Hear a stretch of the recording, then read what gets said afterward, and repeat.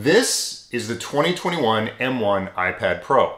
When this was released earlier this year, fans of the iPad got extremely excited because this has the same exact processor that the updated MacBook Pros, Airs, Mac Minis, and newly released iMacs have as well. People started to think, hey, Apple's finally getting serious about the iPad. This could be a potential replacement for my desktop or laptop computer. Unfortunately, with the announcement of iOS 15 last month, it became clear that Apple still has the same vision in mind for the iPad. Namely, they're not planning on turning it into a MacBook Pro anytime soon. All hope is not lost, however, as with the right accessories, the iPad Pro can still be an incredibly useful machine for productivity and creation. In this video, I'm going to show you the tools that I use paired with the iPad to turn it into a productivity powerhouse.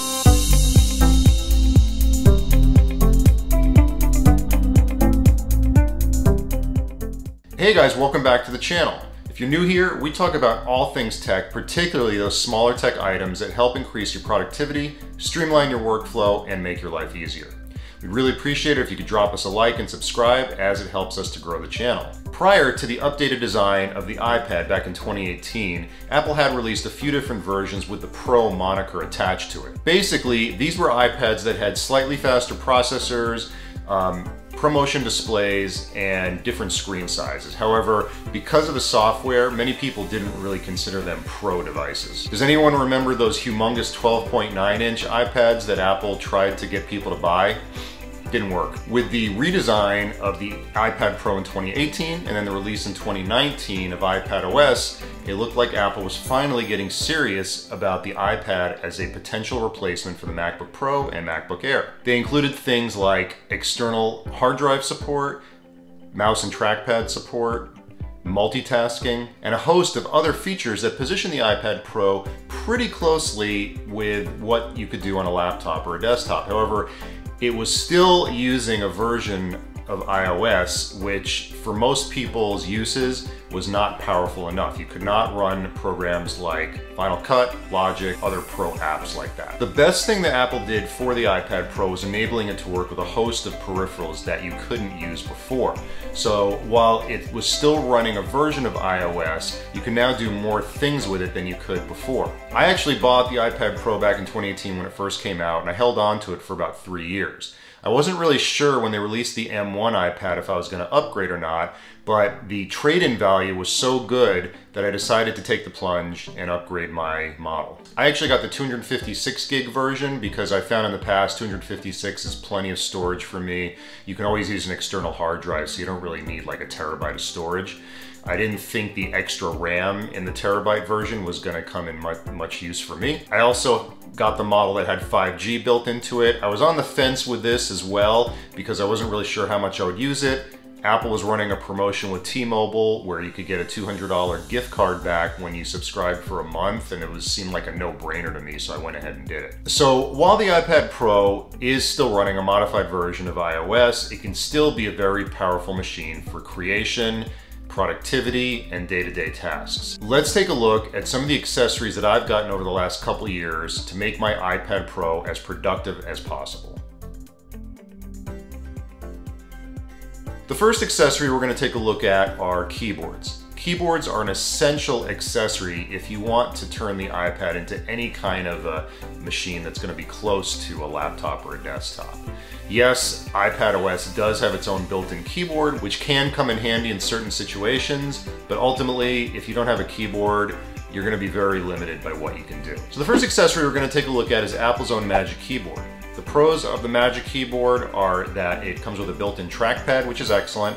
The key travel is also great, especially compared to the keyboard folio that you used to be able to get for the iPad. It has an extra charging port, so that frees you up to use an external hard drive or another peripheral with your iPad Pro. And it does have a bunch of different viewing angles. The viewing angles are also somewhat of a con. If you're looking for something that you can kind of fold back, use as a drawing device, this case is not going to do that for you. In that case, you'd want to look at something like the Logitech Combo, which does have different angles on it, but the problem with the Combo is that it folds back and isn't that great for using on your lap. The Magic Keyboard is actually a pretty good device for using on your lap. Yes, it does add a bit of weight to the iPad overall, but when you're comparing it to a MacBook Pro, you really don't notice the weight that much. The next keyboard we're gonna look at is something I just mentioned previously, and this is the Logitech Combo Touch. The Logitech Combo Touch was released earlier this year, and they had previously released versions for other iPads. They finally came out with it for the 12.9 inch. My wife actually has a version of this on her regular iPad, and there are things about it that I really like and things that I'm not so crazy about. The things about it that I like are like the Magic Keyboard. It does have excellent key travel, nice keyboard. It does have a good trackpad, however, it is quite a bit smaller than the iPad, so you are kind of losing some real estate there. It's also got like a kickstand, sort of like the Surface Pro, in that you can kind of fold it in many different directions and you can actually use it sort of like a writing device. I don't find myself doing this, so it's not really useful for me, but if you're an artist, someone who sketches, it could be useful for you. The things I don't like about the Combo Touch are, number one, it completely surrounds the iPad, which is good for security, so like you're protected if you drop the iPad. However, it does add a bit more bulk and weight to it. The other thing I'm not crazy about is that it's very hard to use this as a lap device because of the kickstand. It kind of sort of folds on you when you end up typing on it. So if you're looking to use this in your lap a lot, maybe you're gonna be on a plane or just kind of, you know, in certain situations where you can't really use a desk, this might not be the best case for you. One of the cons for me, and this may not be a con for you, is that the keyboard actually completely detaches from the case. While this may be good for watching content or if you're doing something where you don't require a keyboard, in my experience, I find that the keyboard detaches from the case way too easily, and a lot of times I pick up my wife's iPad and the keyboard goes flying across the room. So you'll have to use your own judgment as to whether this would be a useful feature for you or not. For me, I definitely prefer the Magic Keyboard because I feel like it gives me a little bit more flexibility. The final keyboard we're going to take a look at is the Logitech K380. The K380 is a keyboard that's been around for a number of years, and you can pick it up on Amazon fairly cheap. I think it's running maybe around 30-40 bucks right now. The K380 is small, it has pretty good key travel, and the nice thing about it is you can connect it to up to 3 devices. So for example, if you want to use this with your iPad and then switch over to your Mac Mini and then maybe switch over to a MacBook Pro, you can do that very easily by just pressing a button. The K380 is also nice if you don't want a keyboard that's going to be permanently attached to your iPad and you're using it with something like the Satechi iPad dock or just a stand. It comes in handy in those situations. The things that you may not like about the K380 are the keys tend to be a little bit sticky, doesn't have the same key travel that the Magic Keyboard has or even the Logitech. And also aesthetically, this is blue, which not everybody may like. It's sort of a personal preference, but if you're going for a certain aesthetic with your iPad accessories, this may not fit in. You may want to look at something like the Satechi Slim Keyboard X3. So with the keyboard, you're going to want to look at some kind of input device. With the Magic Keyboard and Keyboard Combo, of course, they come with the built-in trackpads. Maybe you're someone who doesn't like to use trackpads, you prefer to use a mouse. In that case, I would recommend the Microsoft Arc Mouse. So the great thing about the Arc Mouse is that when you're not using it, it folds flat and you can easily throw it into a laptop bag.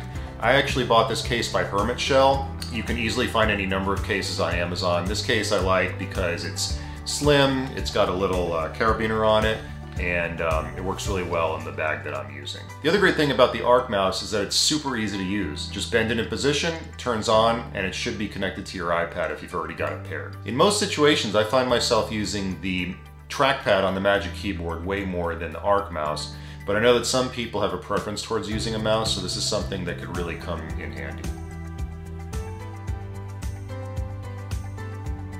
Before we move on, when talking about input devices, I should bring up this thing, the Apple Pencil. Yes, I do have one. Do I use it? Occasionally.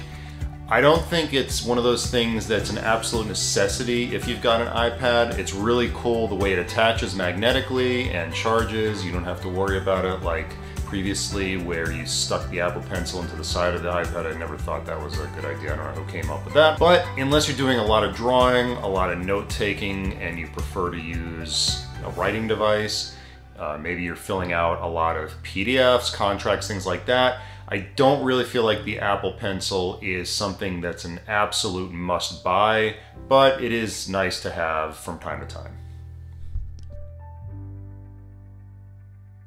When it comes to expanding the capabilities of your iPad, you're going to want to get either a USB hub or dongle. What they enable you to do is connect different peripherals and devices to them to really kind of step up the game with your iPad, so to speak, and really turn it into more of a computer. These dongles can do everything from hooking up USB-A devices such as thumb drives and external hard drives. They enable you to use SD cards, micro SD cards with your iPad so you can maybe move files from one device to the other. Some of them even have Ethernet capability, HDMI capability for hooking up to a monitor. I've collected way too many of these hubs over the years. Some were given to me by companies that wanted me to review them. Others I just purchased on my own. I find myself using a couple of them as my must-have everyday usage hubs, and then I have some where I might use them occasionally or have them sort of like in my tech bag that I use when I'm traveling. The first USB hub is by HyperDrive, and I actually bought this one when it was on Kickstarter, and it was kind of nice because they included a case as well as an extension cable and a way for you to use the hub whether you have a screen protector or a case on your iPad. This hub connects directly to the side of your iPad, so it's kind of nice. You don't have any wires hanging out. This particular USB hub has a USB-A port, an SD card slot, a micro SD card slot, USB-C pass-through charging, and a headphone jack. This next hub is by a company called Falwedi, or Falwedi, I don't know. So this hub does have a cable, so it is going to be hanging off your device.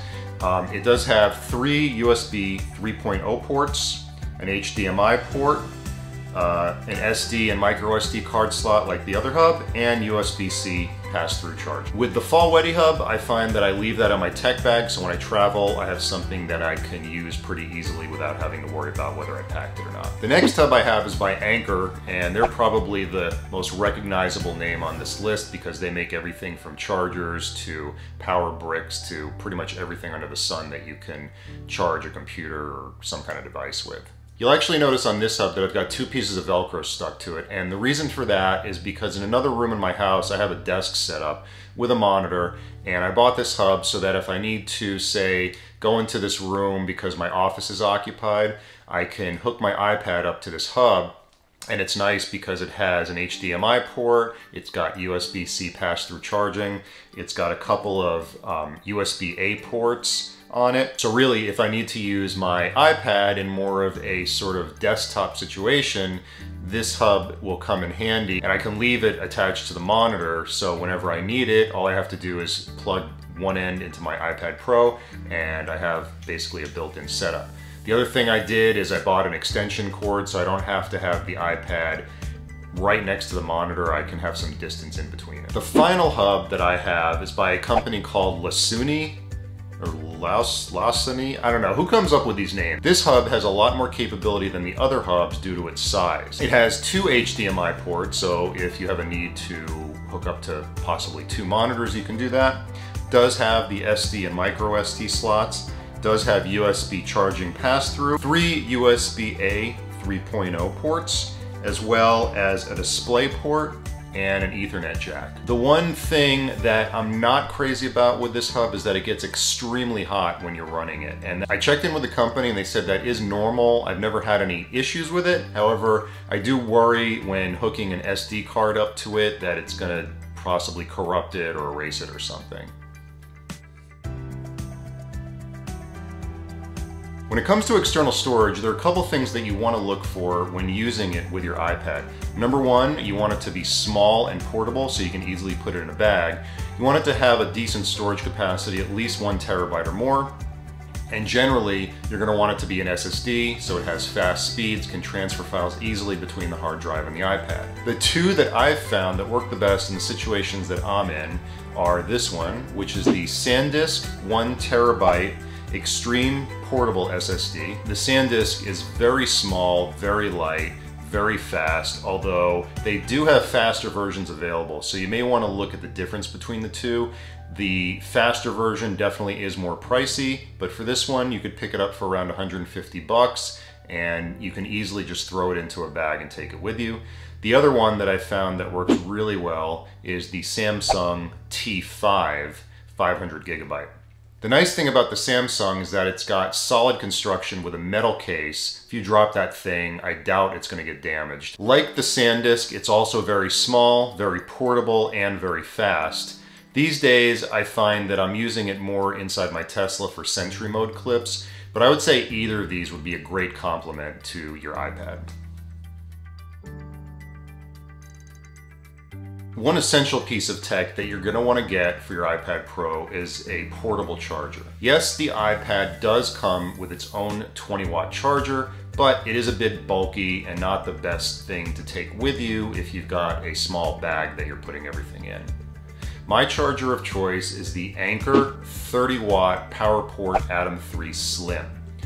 This is a great charger that you can pair with pretty much any USB cable that you have. In my experience, I found that it charges the iPad a bit more quickly than the one that actually comes packaged with the device. The main thing I love about the PowerPort is that it's very slim. I can easily fit this into pretty much any bag that I'm using. The prongs fold down, so I don't have to worry about them scratching anything or damaging anything inside my bag.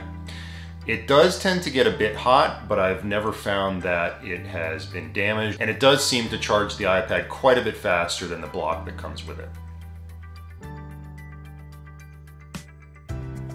The final piece of tech that I take with me in my bag pretty much anytime I take my iPad Pro anywhere are my AirPod Pros. Love them or hate them, if you're in the Apple ecosystem, the AirPod Pros are going to be your best friend.